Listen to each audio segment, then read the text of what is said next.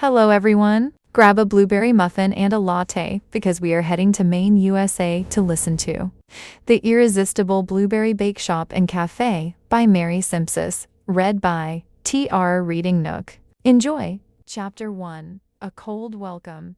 Don't move, it's not safe. I heard someone yell, but it was too late. The wooden planks of the dock sagged beneath me and then gave way. Boards splintered, rotted lumber snapped, and I plunged 10 feet into the frigid Maine Ocean. Maybe there was a second when I could have seen the man running onto the dock, calling out for me to stop. If I had just turned 20 degrees to my right, I would have noticed him racing across the beach toward the pier, waving his arms.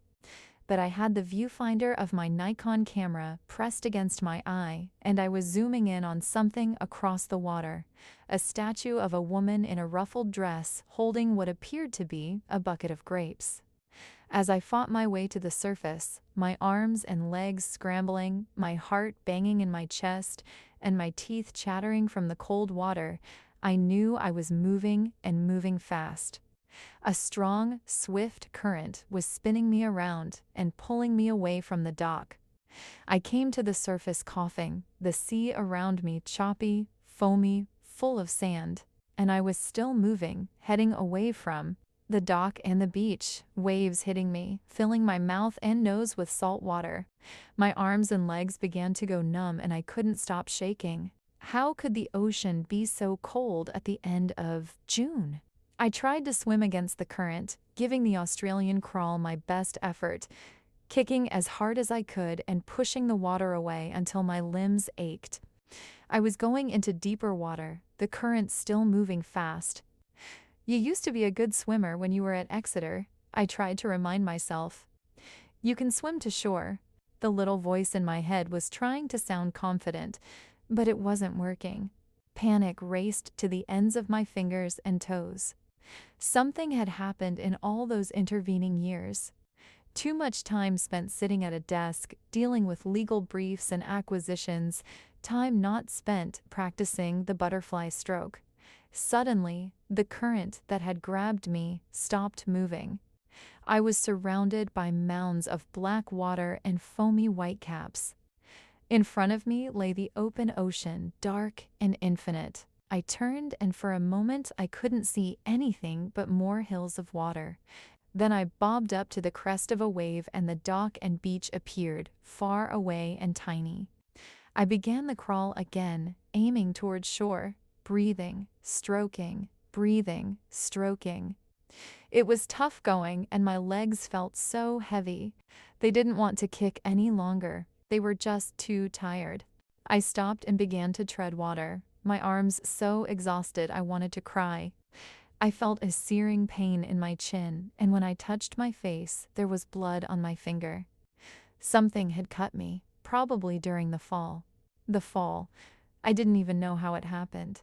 I had only wanted to see the town from the water, the way my grandmother must have seen it when she was growing up here in the 1940s. I had walked across the beach, opened a gate, and stepped onto the dock. Some of the boards were missing, and a few of the handrails were gone, but everything seemed fine until I stepped on a plank that felt a little too soft. I could almost feel myself free-falling again. A wave slapped my face and I swallowed a mouthful of water. I felt the Nikon twist and turn against me and realized it was still around my neck, like a stone dragging me down. The camera would never work again. I knew that. With my hands shaking, I lifted the neck strap over my head. A memory of my last birthday flashed through my mind. Dinner at the Mayfair in London, my Hayden, handing me a box wrapped in silver paper and a card that said, "Happy 35th, Ellen. I hope this will do justice to your amazing talent." Inside the box was the Nikon. I opened my hand and let the strap slip through my fingers. Bite. I watched the camera drift into blackness and felt my heart break when I imagined it at the bottom of the ocean. And then I started to think that I wasn't going to make it back, that I was just too cold and too tired. Closing my eyes, I let the blackness envelop me. I heard the swooshing sound of the ocean all around me. I thought about my mother and how terrible it would be never to see her again. How would she cope with two deaths barely a week apart? First my grandmother, and then me? I thought about Hayden and how I had assured him before leaving this morning that I would be in Beacon for only one night, two at the most, and how he had asked me to wait a week so he could go with me. I had said no, it was going to be a quick trip. No big deal, it's Tuesday, I had said. You be back in Manhattan tomorrow. And now, just 3 months before our wedding, he would find out that I wasn't coming back. I could feel myself letting go, letting the water take me, and it felt calm, so peaceful. An image of my grandmother standing in her rose garden, holding a pair of pruning shears, fluttered through my mind. She was smiling at me. Startled, I opened my eyes. Across the dark hills of drifting water, I could see the dock, and there was someone, at the end of it. I watched as a man dove off into the water. He surfaced and began to do a fast crawl, coming in the waves, my direction. I could see his arms shooting out of, he's coming for me, I thought. Thank God he's coming for me. Someone else is out here, and he's going to help me. A tiny place inside my chest began to feel warm. I forced my legs to kick a little harder, and my muscles began to come alive again. I put my arm out, trying to signal so he could see me. I watched as he came closer, my teeth chattering so hard I could barely breathe. I don't think I'd ever seen such a powerful swimmer. He treated the waves as though they were afterthoughts. Finally, he was close enough for me to hear him. "Hang on," he yelled, his breathing hard, his face red, his hair dark and slicked back by the water. By the time he reached me, my legs had given out and I was floating on my back. "I'll get you in," he said. He took a couple of breaths. "Just do as I say and don't hang on to me, or we'll both go down." I knew better than to grab onto him, although I had never realized how easily a drowning person could make that mistake. I nodded to let him know I understood, and we faced one another, treading water. I looked at him, and all I could see were his eyes. He had the bluest eyes, light blue, almost icy blue, like aquamarines. And then all of a sudden, despite my exhaustion, I felt overcome with embarrassment. I'd never been good at accepting help from people, and through some strange rule of inverse proportion, the more extreme the situation, the more embarrassing it was for me to accept assistance. My mother would say it was that old Yankee stock, we, came from pride. All I knew was that at that moment, I felt like an idiot. A damsel in distress crashing through a dock, getting swept away, unable to get back to shore, unable to take care of herself. "I can swim back," I said, my lips trembling as a wave splashed my face. "Swim beside you," added, my legs feeling like cinder blocks. The man shook his head. "No, not a good idea. Rip currents." "I was on the swim team," I managed to say as we rose with the swell.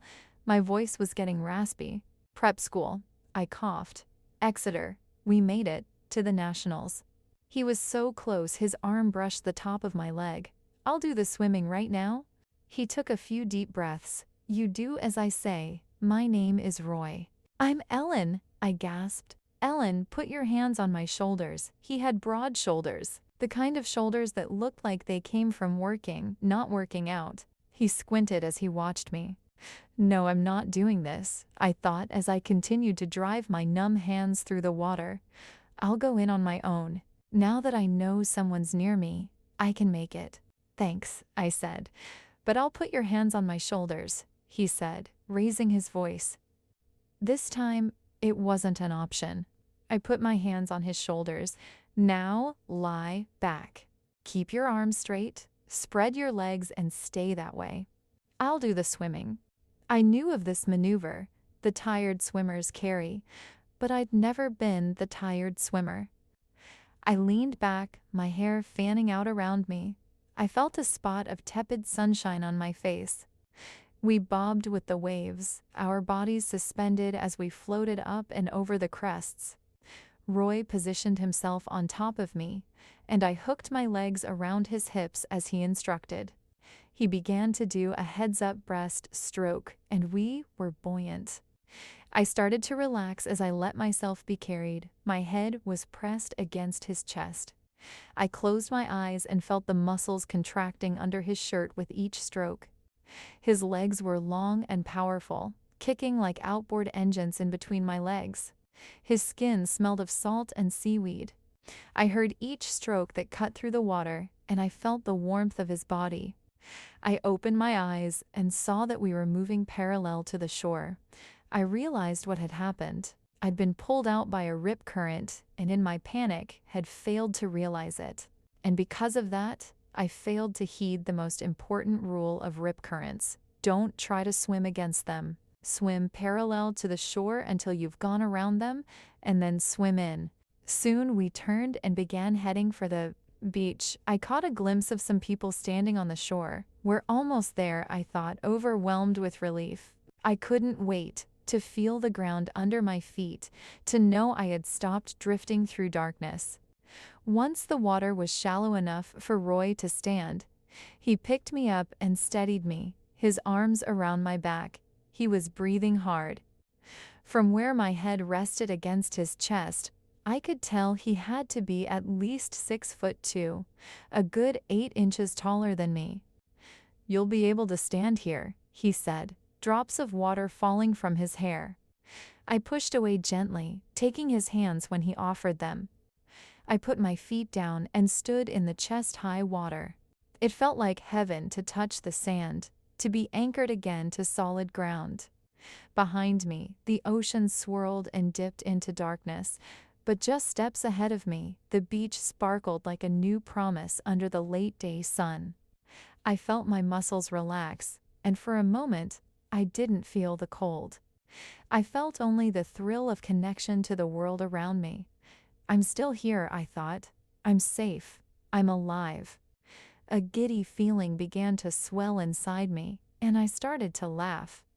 Letting go of Roy's hands, I began to twirl, a dizzy ballerina in the water. I laughed and turned and waved my arms, Roy watching me with a startled expression. I wondered if he thought I had lost my mind. It didn't matter if he did. I had come from the emptiness of open water back to firm ground, and there was nothing in the whole world that felt as good as that one moment. I stepped closer to Roy and I looked into his eyes. Then I threw my arms around his neck and kissed him. A kiss for saving my life. A kiss that came from someplace I didn't know existed, and he kissed me back. His warm lips tasted like the sea. His arms, strong and sure, held me tight as if we might both be drowning. I wanted nothing more than to collapse into that embrace. And then I realized what I'd done and quickly pulled away. "I'm sorry," I gasped, aware suddenly of all the people looking on. I've got to go." I turned and began to stride through the water as fast as I could toward the beach. I was shivering, my clothes sodden, my eyes stinging from the salt, and the embarrassment I'd felt a few moments before was nothing compared to this. I didn't know what had come over me, what had possessed me to kiss him. "Ellen, wait a minute," Roy called as he caught up. He tried to grab my hand, but I moved out of his reach and kept pushing through the water. Pretend it never happened, I thought. It never happened. 2 men in blue jeans raced toward us from the beach. One of them wore a yellow t-shirt. The other had a Red Sox baseball cap on his head and a tool belt around his waist, with a level that flapped back and forth as he ran into the water. "Roy, are you okay? Is she okay?" the man with the yellow t-shirt asked as he helped toward the beach. "I think she's okay," Roy said as he trudged from the water, his blue jeans stuck to his legs. The Red Sox man put his arm around me and helped me onto the sand. "You all right, miss?" I tried to nod, but I was shaking so hard I don't think my head moved at all. "Cold," I grunted, my teeth chattering. A burly man with a beard and a buzz cut came toward me. He wore a tool belt and carried a brown leather jacket. He placed the jacket over my shoulders and zipped it up the front. It had a lining that felt thick and cozy, like a fleece blanket. I was grateful for the warmth. The yellow t-shirt man said, "You want me to call 911? Have them take you to the hospital in Calvert or something? Won't take long for them to get here."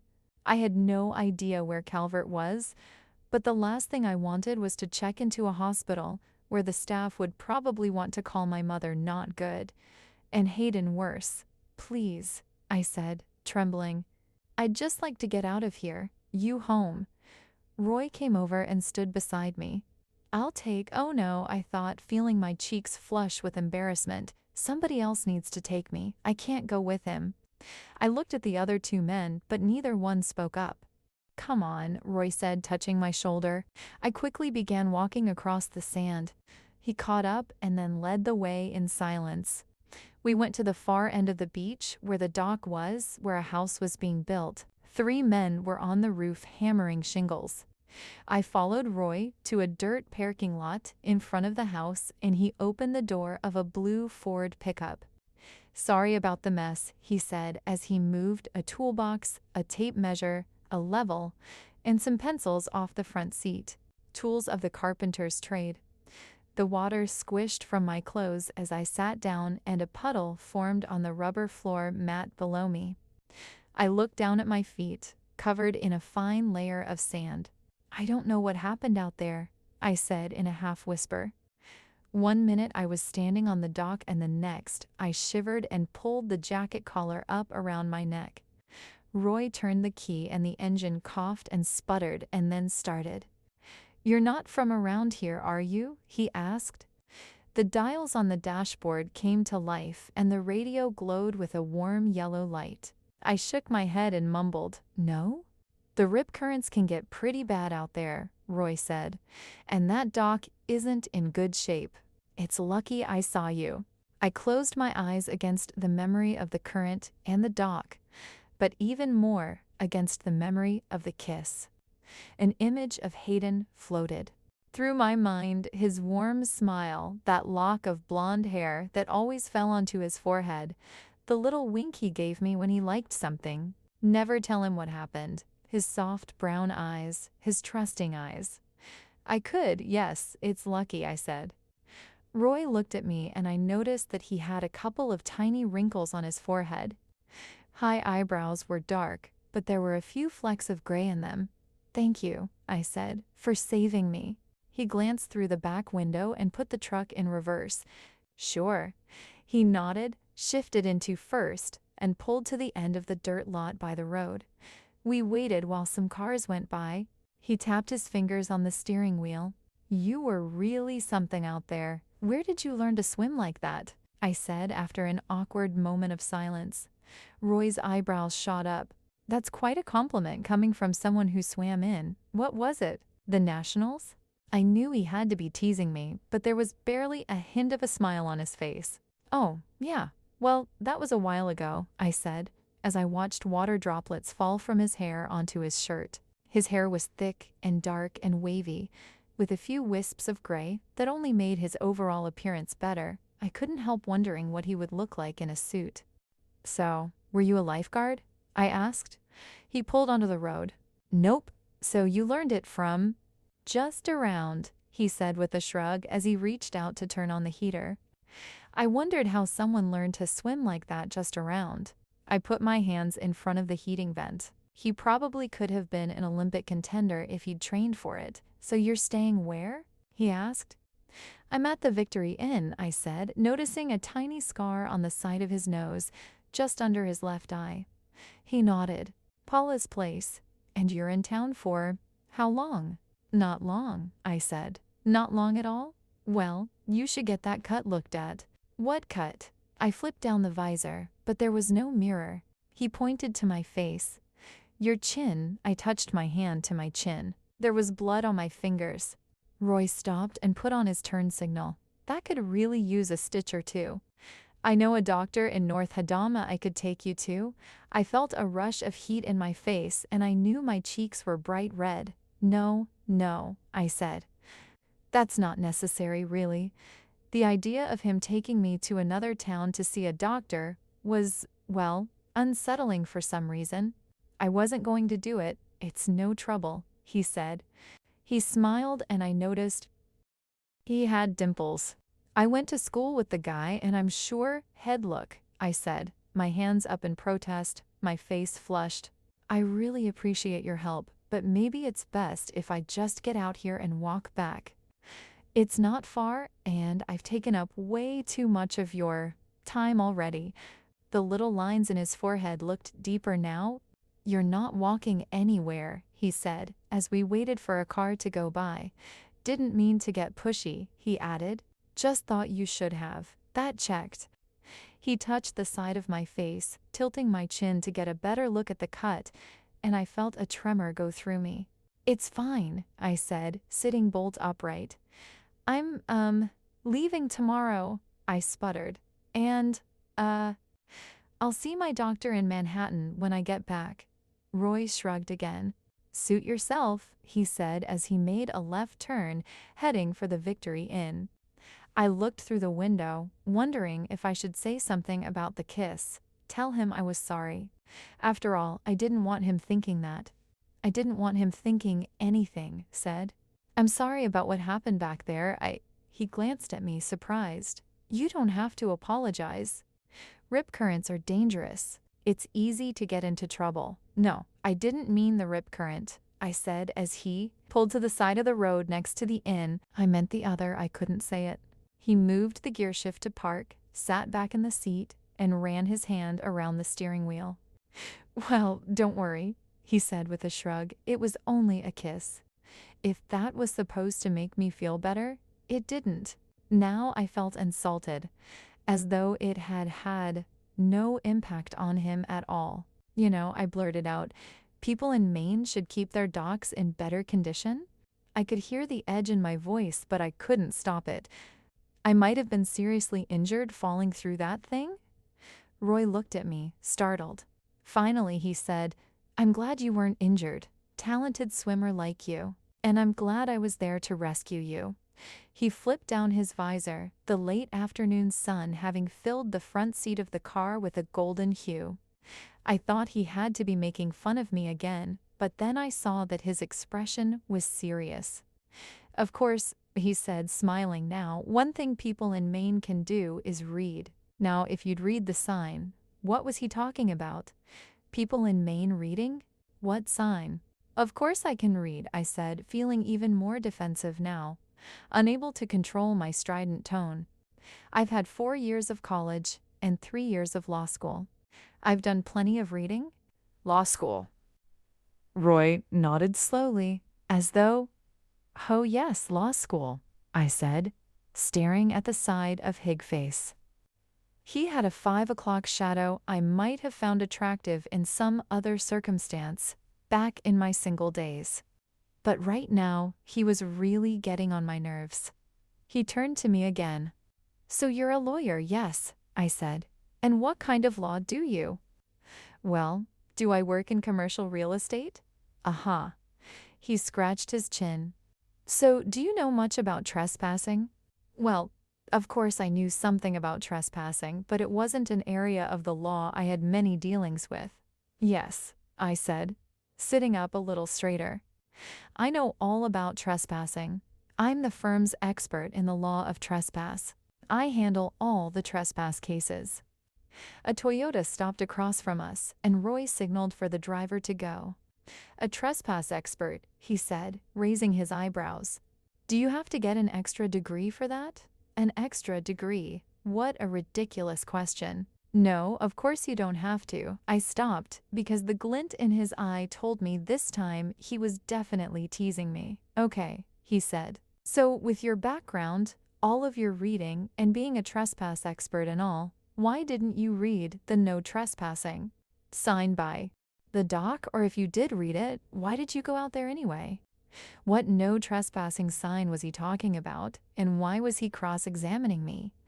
I felt a little stream of water trickling down my back as I vaguely recalled seeing a sign on the beach near the dock. Did it say no trespassing? Could it have said that? No, that couldn't be, I thought. Otherwise, I was in big trouble here. He'd have every right to think I was a total idiot. I didn't see any no trespassing sign, I told him. There wasn't one. I would have noticed. Roy picked a piece of seaweed off of the leg of his jeans and tossed it out the window. Well, maybe you didn't notice it, he said, but there is a sign there. There's a new house being built. In fact, I'm working on it. And the dock and the house are on the same property. The sign was put up so people would stay off the property. He glanced at me, especially the dock. I looked down again at my sandy feet and the puddle of water surrounding them as I attempted to put the pieces together. I tried to picture the dock again and the beach. Yes, I could see the sign, white with black lettering. What did it say? Oh God, I think it did say no trespassing. I began to feel queasy. I must not have been paying attention at all. How could I have just walked right past the sign onto the dock? Now I was mortified. As a swimmer, I shouldn't have been caught in a riptide, and as a lawyer, I shouldn't have been. Trespassing. I unlocked my seatbelt with a loud click. I wasn't going to tell him. I could never admit what I'd done. You know what? I said, conscious that my voice was wavering and that it had jumped a full octave at this point. You should tell the owner to keep the property in better condition. I could feel my throat tighten as I thought about crashing through the dock. They're lucky I didn't get hurt. I paused. Or killed. I waved a finger at Roy. Somebody could get sued over that dock. It ought to be torn down. There, that's telling him, I thought, just as a clump of sand dislodged itself from my hair and plopped onto my lap. Roy's expression barely changed, but there was something in his eyes again and on the edge of his mouth that told me he thought this was all very funny. I scooped the sand off my shorts and flicked it onto his floor. He glanced at the floor, then looked back at me.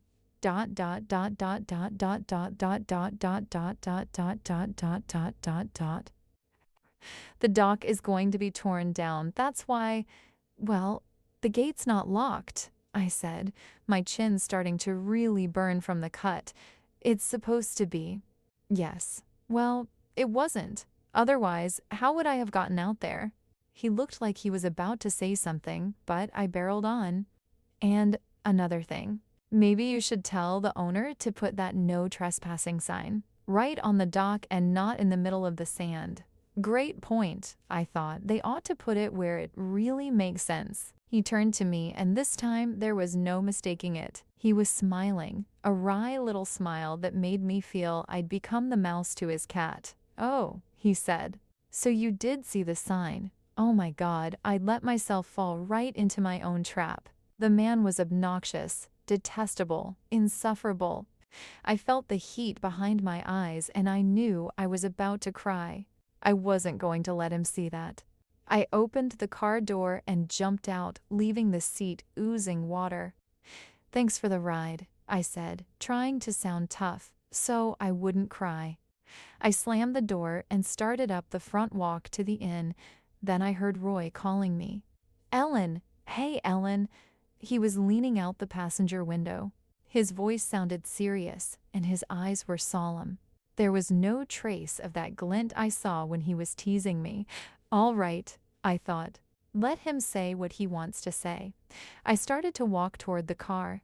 Just thought you might be interested, he said. They're having a sale at Bennett Marine Supply. Now the smile appeared and I saw his eyes light up. Life jackets are 30% off.